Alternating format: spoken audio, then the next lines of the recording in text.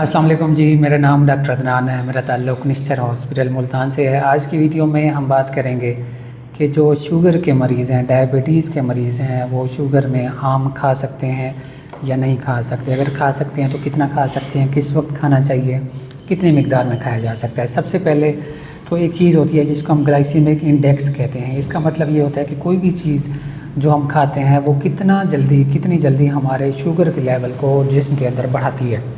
अगर glycaemic index उसको हम रेट करते हैं 1 से 100 तक, उसका एक लेवल होता है। अगर वो 100 के ज़्यादा करीब है कोई भी चीज़ जो खाने वाली है तो वो जल्दी बॉडी के अंदर शुगर की मिकदार को बढ़ा देगी।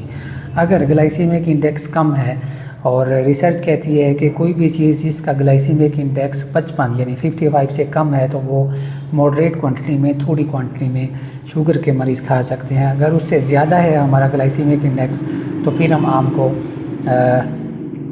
फिर हम उस चीज़ को नहीं खा सकते, उस चीज़ को हम अवॉइड करते हैं। आम की बात करते हैं तो आम का जो ग्लाइसीमिक इंडेक्स है वो 55 से ज़्यादा है, हमें वो 65 मिल सकता है, 70 मिल सकता है। तो इसलिए हम शुगर के मरीज़ों को ये एडवाइस करते हैं, अगर आपने आम खाना भी है तो छोटे साइज़ का आम, और वो भी हाफ़, आप दिन में एक बार खा सकते हैं।